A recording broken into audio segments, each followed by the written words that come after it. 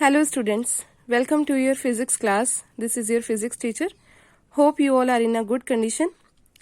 In the previous video, you have learnt about cells. There are two types of cells, primary cells and secondary cells. Primary cells are those which can be used only once, and secondary cells are those which can be used multiple times by recharging them. Now here we are going to look at one of the primary cells, which is a dry cell. A dry cell is also known as Leclanché cell because it is a modification of wet Leclanché cell. It was discovered by the French engineer Georges Leclanché, and it is used many of the devices like in TV remotes, in wall clocks and in toys. Now here we are going to look at the construction and working of this dry cell. So what is the construction of this dry cell? A dry cell consists of a carbon rod which is placed at the center of the cell. This carbon rod is also known as the carbon electrode, and it is placed in a porous pot. A porous pot is just a filter which collects the impurities of this cell. Then the space around the carbon rod is filled with a mixture of activated charcoal and manganese dioxide. Activated charcoal is also known as the carbon powder, and this is within the porous pot. This mixture is within the porous pot around the carbon rod. This yellow substance that you can see, it is a mixture of activated charcoal and manganese dioxide. So what this figure shows, actually it shows the vertical cross section of the dry cell, means the cell has been cut down to show the internal structure of the cell. This is the internal structure of the cell, and this is the rod, you can see carbon rod, and this is the mixture around the space around the carbon rod. Then the porous pot is immersed in a jelly-like substance which is known as ammonium chloride jelly. This ammonium chloride jelly is a mixture of ammonium chloride plus gelatin and some amount of water, and this acts as a electrolyte. Electrolyte is the ionic solution. So this ammonium chloride jelly acts like an electrolyte, and it is placed next to the mixture of activated charcoal and manganese dioxide. Not this, it is this black part that you can see. So after that, the whole arrangement is then placed in a zinc casing, and the zinc casing is again protected with a protective covering which was made up of the cardboard in the earlier days, and nowadays it is made up of some non-conducting material. So it is protected on the outer side with the protective covering. The zinc casing at the base will act as a negative terminal of this cell, and there is a brass cap which is placed on the carbon rod which acts as a positive terminal. So these two terminals are also known as the two electrodes of the cell. So this is the construction of the dry cell. Now we are going to study the working of the dry cell. So what happens in a dry cell? A chemical reaction takes place in every cell, due to which there will be the formation of the two electrodes, positive and negative electrode, or the positive and negative terminal. So due to a chemical reaction which takes place inside the cell, due to the chemical energy stored inside that material, there will be free electrons which will move from one terminal of the battery to the other terminal. In the cell, as we know, carbon rod acts as a positive terminal and zinc base acts as a negative terminal. So when an electric component like a bulb or a buzzer which we have to operate is connected in between the two terminals, in between the base and in between the brass gap like this, by the connecting wires, by using the connecting wires, here we can place the bulb or the buzzer, then the free electrons will move around the circuit from the negative terminal to the positive terminal, and they will constitute an electric current. This I have explained is the electronic current, and the conventional current that you know flows from the positive terminal of the cell to the negative terminal. So in this way, electric current will flow in the circuit and the bulb or the buzzer will work. So this is the working of the dry cell, and this dry cell has a potential difference of 1.5 volt. That means the dry cells can provide a potential difference of 1.5 volt. This is the voltage. So what is the advantage of these dry cells? That they are having the good shelf life, and they are well suited for clocks, remote controls, and torches. So next come to an activity. This activity is about the production of electricity, that it increases with the increasing the number of cells in a battery. So for what we need for this activity, we need 3 to 4 dry cells, a torch, bulb, a wire, and a switch. That means the basic components for making an electric circuit.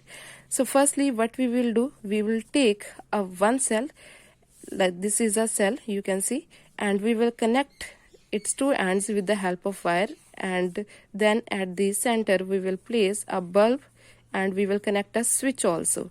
So when we switch on this circuit, then what happens, the current will flow and the bulb will glow. Then in the next case, we will take another cell, one more cell, and we will connect this cell to the series with the first one. We will connect one more cell to the first cell in series like this, and again we will connect the wires. Now the wire will be from the negative terminal, because this will be the positive terminal and this will be the negative terminal of the battery, because this has become a battery with the combination of two cells. So again we have connected the wires here, and there will be a switch. Now when we switch on this circuit, again the current will flow and the bulb will glow, but now we can see the bulb will glow brighter than the first case. Similarly, again we will take another cell and we will connect the third cell with the series with the two cells.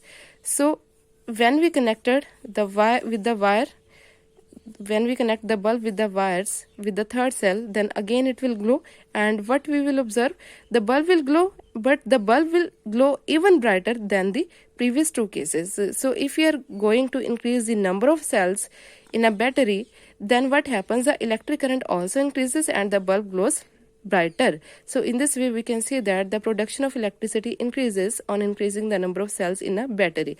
Because what is a battery? Battery is the number of battery is made by combining two or more cells in an electric circuit. So here we are going to learn about battery. Battery is a combination of two or more cells. This is a single cell, this is another cell. So when these cells are combined in series, then they will lead to the formation of battery. So as we know that there are two terminals of a cell, positive and negative. So to make a battery, we connect the negative terminal or the positive terminal of one cell to the negative terminal of the previous cell. And a battery will have a same positive and negative terminals which are connected with the devices, because if this is the positive terminal, then this will be the negative terminal of the battery, which is having the 4 cells. Here you can see this is a battery with 4 cells. If I connect this with an switch, or if we can complete the electrical circuit. So these batteries are used in TV remotes. Like in TV remotes, there are 2 cells used to make a battery. Similarly, we can also make 3 cells battery or 4 cell battery. So the number of cells that we are using to make a battery, it depends upon the requirement of electricity to run electric devices.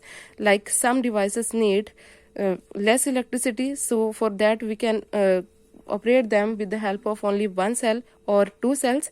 But if an electric device needs more electricity, then we have to arrange more number of cells, that can be 3, 4 depending upon the requirement. So this is about the formation of battery. Next is the secondary cells. So what are secondary cells? We have discussed that the cells which can be used multiple times by recharging them, that are known as secondary cells, and these are also known as the storage cells because they can accumulate electricity. So these types of secondary cells are being used in the batteries of our mobile phones, in the vehicles like trucks and cars. We use these storage cells or rechargeable cells. So what happens in secondary cells? How they can be recharged? Because when an electric current is passed through these cells, a reverse chemical reaction takes place and the original chemical is stored. Due to the reverse chemical reaction, there will be the energy stored in the secondary cells in the form of original chemical. So due to that stored energy, these can be recharged again. So that's why these are known as the storage cells or the secondary cells.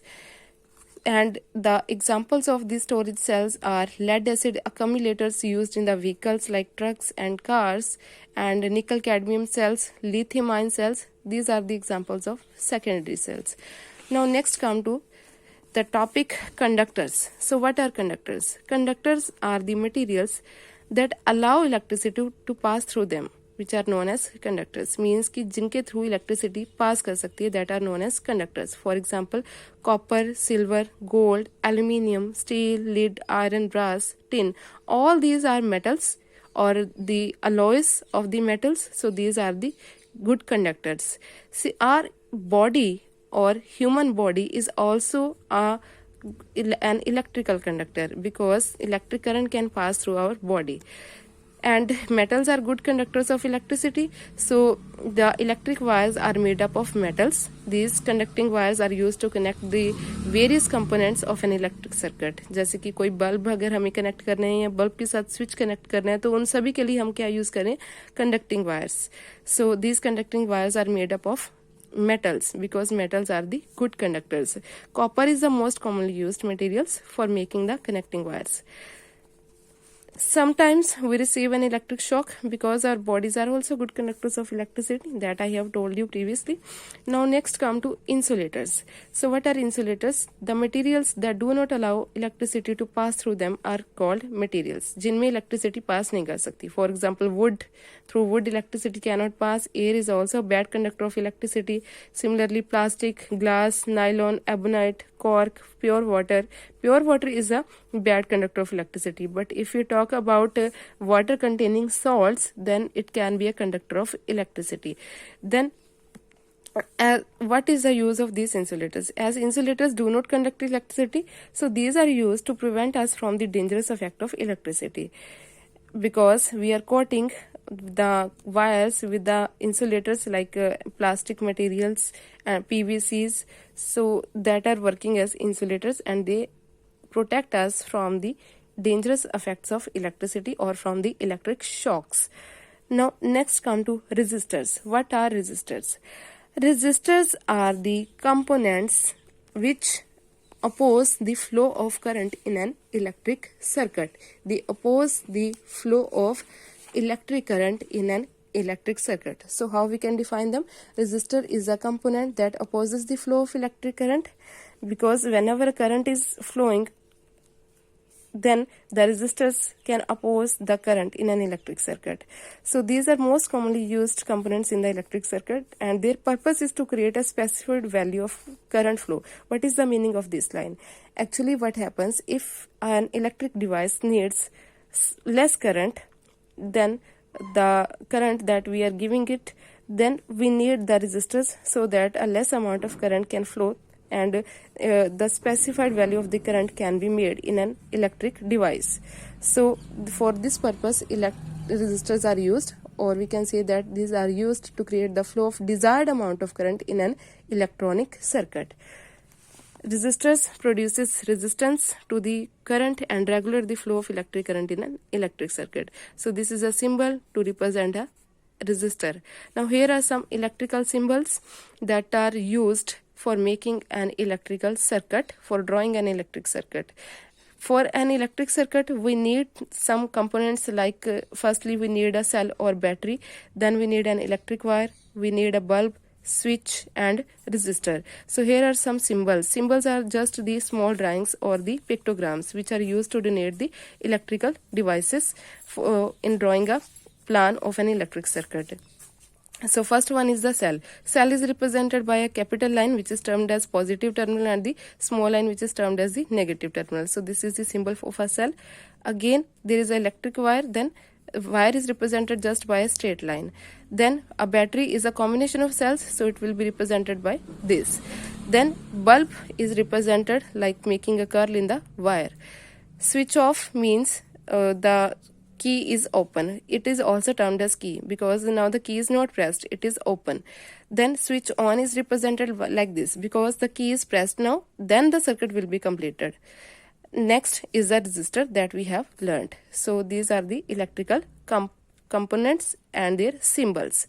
So I hope you will understand these all topics. Thank you.